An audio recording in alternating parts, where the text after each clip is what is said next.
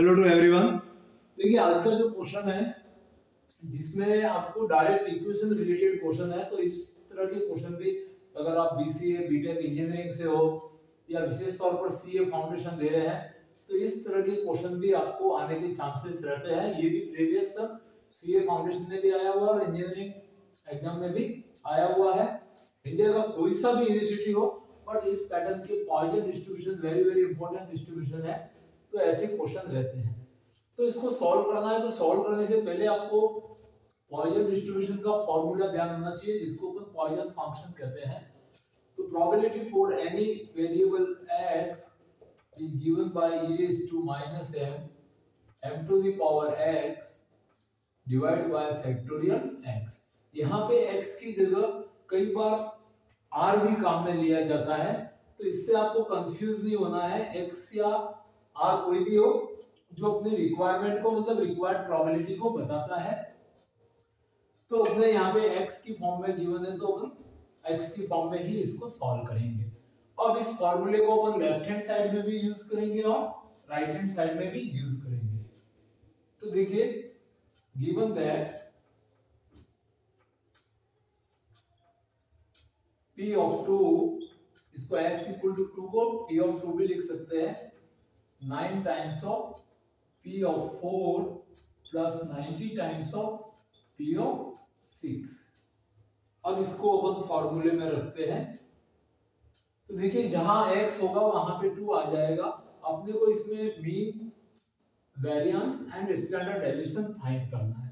तो ध्यान रहे ये जो स्मॉल m होता है इसी को मीन कहा जाता है, m को ही मीन कहा जाता है।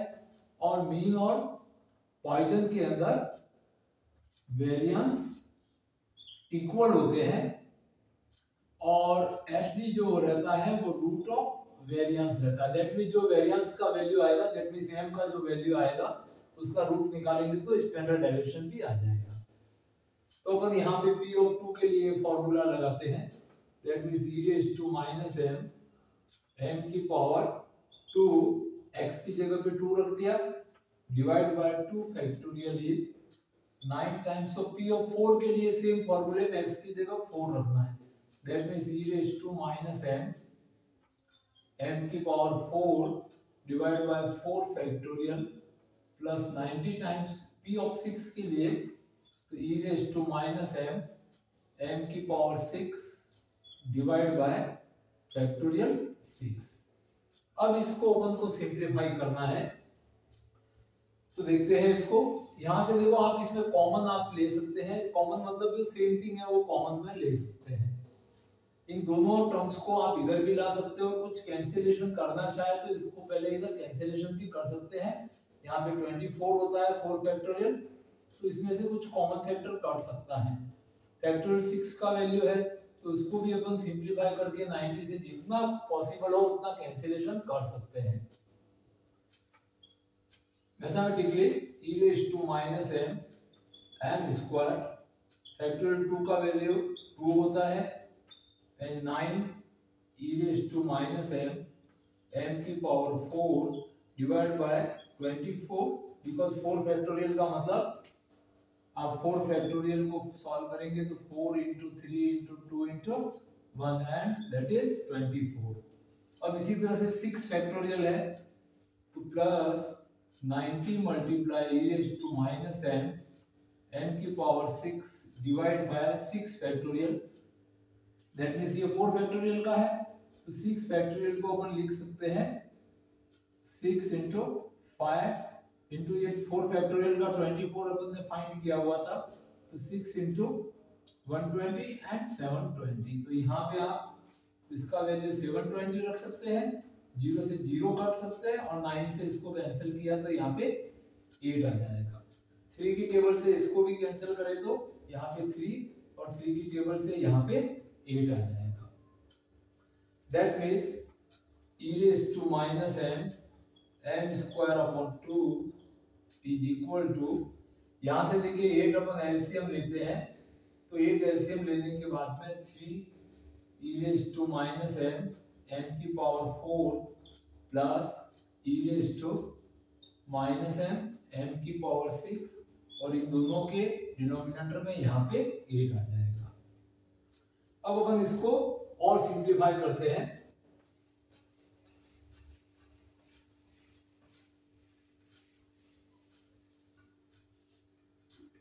यहाँ से 2 को अपन अगर क्रॉस मल्टीप्लाई कराएं तो 2 से 8 को कट करते हैं तो यहाँ पे ये 4 टाइम्स कट हो जाता है और 4 क्रॉस मल्टीप्लाई में इस टर्म के साथ आ जाएगा। That means 4 e raised to minus m square. अब ये 4 तो इधर क्रॉस मल्टीप्लाई कर गया, ये दोनों टर्म है वो अपन लेफ्ट हैंड साइड में ले लेते हैं। That means -3 e raised to minus m की पावर 4 और ये टर्म भी नेगेटिव हो जाएगी, माइनस का e raised to minus m and m की पावर 6 इज इक्वल टू 0। तो इस तरह से अपन ने इसको सिंप्लीफाई कर दिया। अब यहाँ से जो कॉमन पार्ट है उसको अपन बाहर लेते हैं। तो देखिए यहाँ से कॉमन में अपने पास में कौन कौन सी टर्म आ सकती है। e raised to m यहाँ पे भी है, e raised to m यहाँ पे भी है और e raised to m यहाँ पे भी है। सबसे पहले कांस्टेंट को अपने को चेक करना चाहिए। तो यहाँ पे 4 है, यहाँ का कोएफिशिएंट 3 है और यहाँ का 1 है। दैट मींस कांस्टेंट वैल्यू तो कोई भी कॉमन नहीं है। e की पावर m तीनों पार्ट में है तो e की पावर m अपन ने कॉमन ले लिया। m का स्क्वायर, m की पावर 4 और m की पावर 6, इसमें सबसे लीस्ट पावर मतलब सबसे कम पावर है वो कॉमन का मतलब होता है इसको इससे सबको डिवाइड किया जाता है। कॉमन का ये सेंस रहता है। ये दोनों टर्म अपन ने कॉमन ले ली तो यहाँ पे बचेगा 4 -3 e की पावर m तो कॉमन में बाहर चला गया, m 4 था, m स्क्वायर कॉमन लिया। दैट मींस इस m स्क्वायर है वो इस पूरी टर्म को डिवाइड करेगा और e रेज़ टू m भी डिवाइड करेगा। तो यहाँ पे 3 के साथ में em से em कट जाएगा, m स्क्वायर से m4 को कट करेंगे तो m स्क्वायर बचता है और माइनस का em तो कॉमन में बाहर चला गया और m की पावर 6 था, इसमें से 2 पावर कॉमन हो गई तो m की पावर 2 से इसको डिवाइड करेंगे तो m की पावर 4 बचता है, दैट इज 0। अब यहां से अपन इसको और सिंप्लीफाई करते हैं।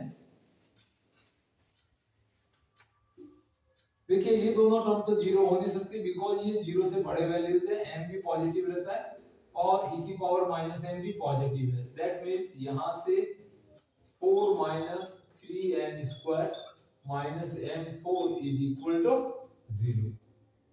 यहां से सबसे हाईएस्ट पावर को अपन फैक्टराइज करने के लिए अगर आप पॉजिटिव बनाना चाहो तो एक नेगेटिव कॉमन ले सकते हो और -1 कॉमन लेंगे तो ये टर्म पॉजिटिव होकर पहले लिख सकते हैं, ये टर्म भी पॉजिटिव हो जाएगी 3m का स्क्वायर और ये 4 है वो नेगेटिव हो जाएगा इज इक्वल टू 0। ये -1 इस 0 को डिवाइड कर देगा। दैट मींस आपके पास में m4 + 3m square -4 is equal to 0 एक फोर्थ ऑर्डर की इक्वेशन बनती है।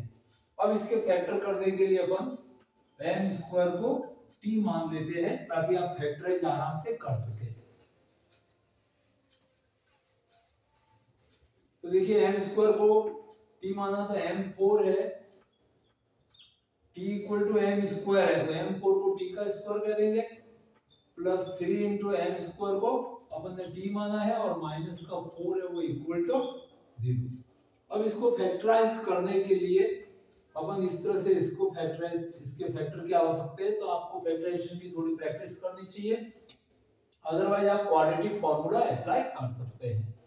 तो यहां से मैं इसको लिख सकता हूं प्लस का 4t और माइनस का t -4 इज इक्वल टू 0। देखो 4 यहाँ का जो कोएफिशिएंट होता है ये जो लास्ट कांस्टेंट उसको फर्स्ट वैल्यू के कोएफिशिएंट से मल्टीप्लाई करते हैं तो 4 से 1 को मल्टीप्लाई करने पर 4 आएगा और यहाँ पे जो लास्ट साइन माइनस होता है ये बताता है कि आपको सब्ट्रैक्ट करके ऐसा पेयर बनाना है। 4 कौन सी टेबल में आता है आप देख सकते हैं, 2 की टेबल 2 टाइम्स और 4 की टेबल 1 टाइम। अब इन दोनों में से कोई एक पेयर आपको सिलेक्ट करना होता है तो ध्यान रहे लास्ट साइन नेगेटिव है, दैट मींस यहाँ पे नेगेटिव साइन है तो आपको सब्ट्रैक्ट करके मिडिल टर्म लानी होती है। तो 2 में से 2 को तो लेस करेंगे तो 0 बचता है, दैट मींस 3t नहीं आएगा, बट 4 में से 1 को लेस करें तो अपने पास 3 आता है और 3 का साइन पॉजिटिव रखना है, दैट मींस 4 का साइन तो पॉजिटिव लेना है और 1t दैट मीन्स 1 को 1 नहीं लिखते हैं, बट 1 का साइन माइनस लेना है। दैट मीन्स इसके पेयर है वो 4t और माइनस का t होंगे। तो मैंने इस 3t को स्प्लिट कर दिया यहाँ से और 4t माइनस t लिख दिया। अब यहाँ से अपन इसके कॉमन फैक्टर करते हैं। t is common, that means t plus 4 and minus 1 is common। Common का मतलब ये माइनस का साइन है, इनको दोनों के साथ 1 मल्टीपल में रहता है, तो माइनस 1 से इसको डिवाइड करेंगे तो यहाँ पे t बचेगा और यहाँ पे प्लस का 4 इज इक्वल टू 0। अब इन दोनों टर्म में कॉमन लेते हैं तो ये t प्लस 4 का ब्रैकेट दोनों पार्ट में है, तो t प्लस 4 अगेन कॉमन, यहाँ पे बचता है t और माइनस का 1 इज इक्वल टू 0। ये दो फैक्टर आ गए। यहाँ से दो कंडीशन मिलती है कि t plus 4 is equal to 0 and t minus 1 is equal to 0। t का वैल्यू अपन m स्क्वायर रखते हैं, तो m square plus 4 is equal to 0। This one not possible because यहाँ से इमेजिनरी चला जाता है, ये अपने को इमेजिनरी रूट्स देता है, तो ये तो अपना पॉसिबल नहीं है। बट यहाँ से m square minus 1 is 0 and m is equal to plus minus 1, but m always क्या रहता है more than 0, तो therefore m is equal to आपको plus 1 ही एक्सेप्ट करना पड़ेगा। That means जो m का वैल्यू आया है, तो अपना फाइनल आंसर की तरफ अपन बढ़ रहे हैं कि m is equal to plus 1। That means ये कौन सा वैल्यू है, m को अपन को मीन फाइंड करना था, मीन इज 1, वेरिएंस तो variance in Poisson distribution also m, तो ये भी 1 हो गया and hd is equal to root of variance, तो वेरिएंस का वैल्यू 1 है तो hd भी कितना आएगा इसमें 1, मीन भी 1 और वेरिएंस भी 1 आएगा। तो इस तरह से थोड़े से फैक्टराइजेशन वगैरह आपको प्रैक्टिस करनी चाहिए, बिकॉज क्वाड्रेटिक एंड लीनियर जो अपने एलिमिनेशन मेथड या सब्स्टिट्यूशन मेथड रहता है टू वेरिएबल का, ये हर किसी भी एक्सरसाइज में काम में आ सकता है।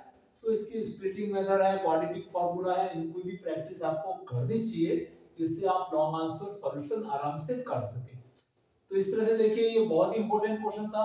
इस तरह का क्वेश्चन आता है तो उसका सॉल्यूशन आपको लास्ट तक किस तरह से चलाना है, और आपको ये भी ध्यान होना चाहिए कि इमेजिनरी पार्ट क्या रहता है, बिकॉज इसके फैक्टराइजेशन यहाँ से करने पर देखिए इमेजिनरी क्या होता है, इसको भी मैं एक्सप्लेन कर देता हूँ।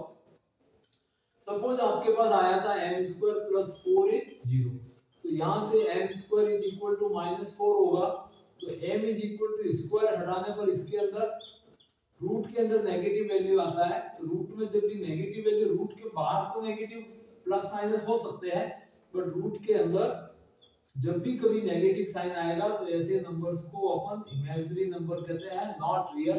बट m का वैल्यू रियल होता है, इस रीजन से इसको अपन ने रिजेक्ट किया था, ये पॉसिबल नहीं है। यहाँ पे दो रूट आए थे m स्क्वायर माइनस 1 से, बिकॉज m स्क्वायर माइनस 1 को सॉल्व करते हैं तो आप देख सकते हैं कि इस तरह से सॉल्यूशन मिलता है। सपोज आपके पास m स्क्वायर माइनस 1 इज 0 है, तो m square is equal to 1 and m is, जब भी स्क्वायर हटता है तो रूट आने से पहले साइन दो आते हैं, प्लस या माइनस। तो वैसे इसके रूट्स तो प्लस 1 भी है और माइनस 1, बट माइनस हो क्यों नहीं सकता, बिकॉज m ऑलवेज क्या रहता है, पॉजिटिव रहता है, इसलिए अपन ने प्लस 1 आंसर को ही एक्सेप्ट किया है। ये ध्यान रखना है, m और e raise to minus m always positive term रहती है, तो इसका भी आपको ध्यान में रख के अपने सॉल्यूशन में विशेष तौर पर काम में लेना है कि m ऑलवेज पॉजिटिव रहता है, e raise to minus m positive terms होती है।